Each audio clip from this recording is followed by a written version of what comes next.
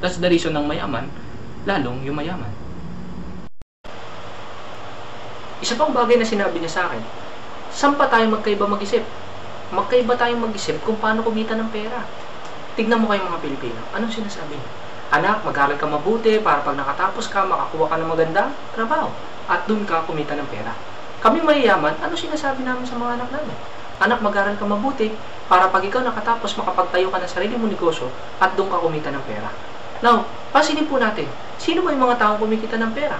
Meron mga tao kumikita ng 4 to 6,000. Yan po yung mga undergraduate. Meron naman mga tao kumikita 10 to 15,000. Yan yung mga professional or graduate. Meron naman mga tao kumikita 30 to 60,000. Yan po yung mga manager ng bangko or small-time businessman. Meron naman mga tao kumikita 100 to 200,000. Yan po yung mga presidente o vice president ng kumpanya or may big-time business or nagpa-franchise. Another po, yung mga kumikita ng 500 to 1 million. Yan po yung investor or mga billion ang capital. Now, kung titignan po natin mabuti, sino po yung di hamak na kumikita na mas malaki? Yung nagninegosyo. Kaya sabi niya sa akin ganun, iho, dalawang paraan para kumita ka ng pera.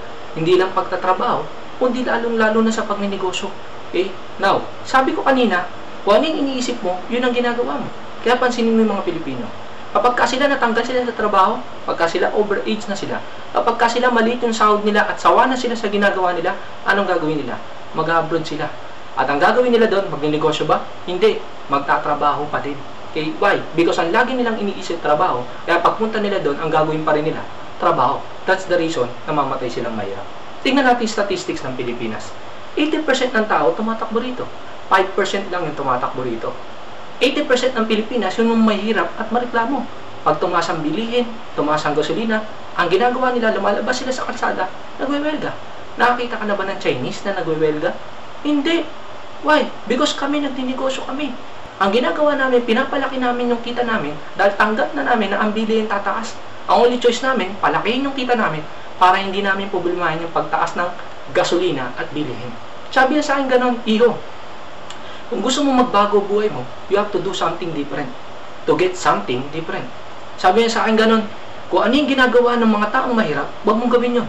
Kung ano yung ginagawa ng taong mayaman, yun ang gawin mo. Ang makukuha mo, yung mga nakukuha ng taong mayaman.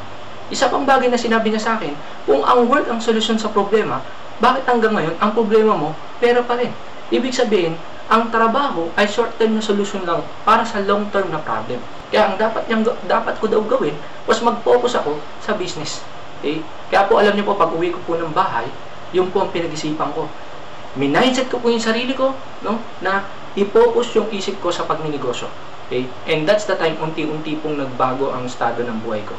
Kaya kaibigan, na masasabi ko lang sa'yo, this time, baguhin mo na rin yung mindset mo. I-focus mo yung sarili mo sa pagninegosyo, maghanap ka ng pwede mong inegosyo. Nung tinanong niya ako, sabi niya sa akin, ilang taon ka na? Sabi ko po, 25 years old. Sabi niya sa akin, may bayad sa sakyan ka na ba? Sabi ko, wala pa po. Pansinin mo, dahil sa 25, wala ka pang bayad sa sakyan. Bakit? It's because yan ang tinuro sa'yo ng mga magulang mo. Ako, anong lagi kong sinasabi sa mga anak ko? Sabi ko sa kanila, dapat pagdating nila ng 25 years old, dapat may bayad sa sakyan sila.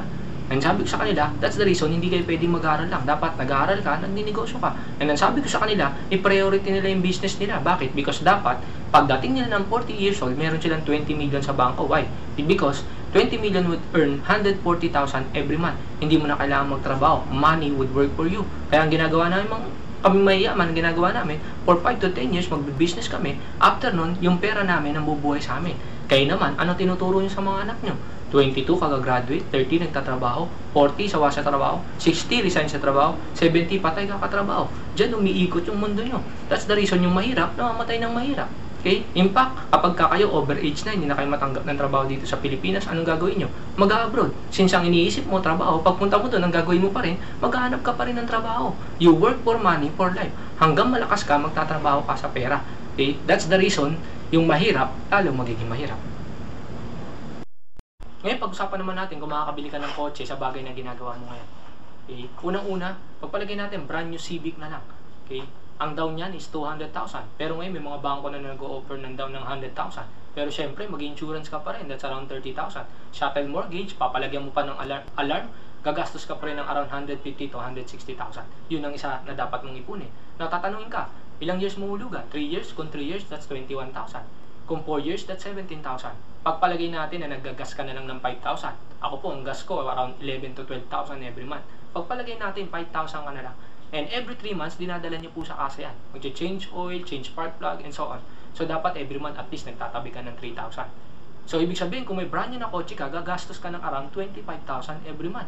Eh, ang malaking problema sa'yo, kung kumikita ka lang ng 20,000 or less. Ibig sabihin, hindi ka makakabili ng sarili mong sasakyan. Okay? Another. Sabi niya, kailangan pagdating mo ng 40 years old, kailangan may 20 million ka sa bangko. Okay? The big question is, sabi niya sa akin gano'n, nakakapagtabi ka ba ng 50 mil? Eh sabi ko po, wala pa nga pong 20 mil ang kita ko, paano po makakapagtabi ng 50 mil?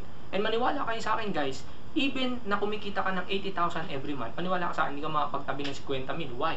Because nung kumikita ka ng 10,000, baka wala ka pang anak. Nung kumikita ka ng 10,000, nagbabaong ka. Okay? Yung cellphone mo, walang camera. Okay? Nagko-commute ka. Pero pagka ikaw kumita ka ng 50,000, 80,000, sigurado, kumakain ka na sa labas. It's either nagja-Jollibee ka o nagre-restaurant ka. Hindi ka na nagko-commute, may kotse ka na. Yung mga anak mo, hindi na nag-aaral sa public school, sa private school na. O, kung titignan mo, habang lumalaki yung kinikita ng isang tao, lumalaki yung expenses niya. That's the reason, hindi niya matatabi yung 50,000 every month. What if makapagtabi ka ng 50,000? Alam niyo po, ang 1 million bago mo maipon, it's 2 years. Lumalabas ang 40 million, bago mo, ang 20 million, bago mo maipon, abutin ka ng 40 years. Ako po, 25 plus 40, lumalabas, 65 years old po ako, bago ko makaipon ng 20 million. Eh, how much more ikaw kung 40 years old ka na? Bago ka makaipon ng 20 million plus 40 years, 80 years old ka na, patay ka na. Okay? What if nakakapagtabi ka lang ng 5,000? If you're earning 20,000, hindi ka rin makakapagtabi ng 5,000. Pero pagpalagay natin na nakakapagtabi ka ng 5,000 every month. Ang 1 million bago mo maipon, that's 20 years. Lumalabas po, ang 20 million bago mo maipon, that's 400 years. 4 na beses kang mabubuhay at mamamatay. That's the reason, tama yung sinabi niya na yung lolo mo mahirap, ikaw mahirap, kapwa-puan mo magiging mahirap. Why? Because 4 na beses kang mabubuhay, mamamatay. Bakit ko po ito sinasabi? Ang unang point, number 1, dapat ngayon pa lang, simulan mo nang baguhin yung paraan ng pag-iisip mo.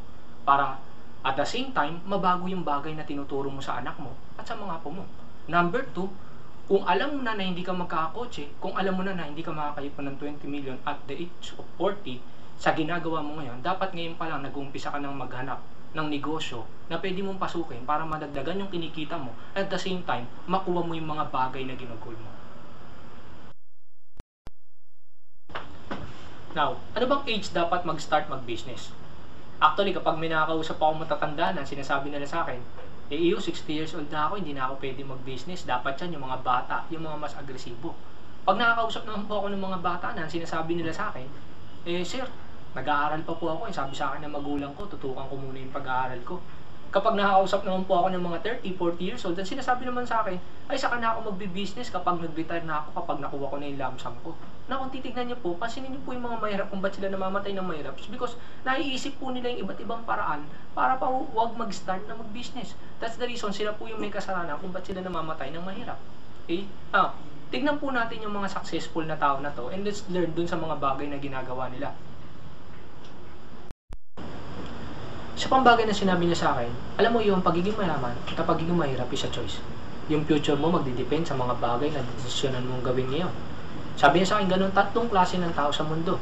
Number 1, these are the people who hope for things to happen. Ito yung mga tao na umaasa na someday magiging mayaman sila, pero ang malaking problema sa kanila, wala silang ginagawang aksyon. Pag may dumating na opportunity sa kanila, hindi nila pinapansin. Well, in fact, napakarami ng opportunity na dumating sa kanila na pinalagpas nila, that's the reason na matay sila ng mahirap. Number 2, these are the people who watch things happen. Ito yung mga taong, kapag nakakita sila ng taong yumaman, in-interview nila kung paano yumaman. Kapag nalaman nila kung paano yumaman, hindi rin naman nila ginagawa yung bagay na ginawa ng tao na yan kung ba't sila yumaman. That's the reason still, namamatay sila ng mahirap. Number 3, ito yung mga tao na kagaya namin. These are the people who make things happen. Okay? Ito yung mga tao na kapag nalaman namin kung paano yumaman, gagawin namin. Kahit maging mahirap, okay, mapupuyat kami, mapapagod kami, okay lang because naniniwala kami na yung future namin magdidepend sa lahat ng bagay na didesisyon na namin gawin niya. Isa pang bagay na pinaniniwalaan namin is I create my life. Okay? Kaya kami mayaman because naniniwala kami na kami ang gumagawa ng buhay namin. Meron namang mga tao na mahirap na namamatay ng mahirap because ang lagi nilang pinaniniwalaan, life happens to me. Ibig sabihin, ang pinaniniwalaan nila, kaya sila mahirap kasi ito yung mga bagay na nangyayari sa kanila. Mahirap ako kasi sinilang ako mahirap. Mahirap ako kasi ito yung mga problema sa sitwasyon na dumarating sa akin. Well, alam niyo po, Ang pagiging mayaman at pagiging mahirap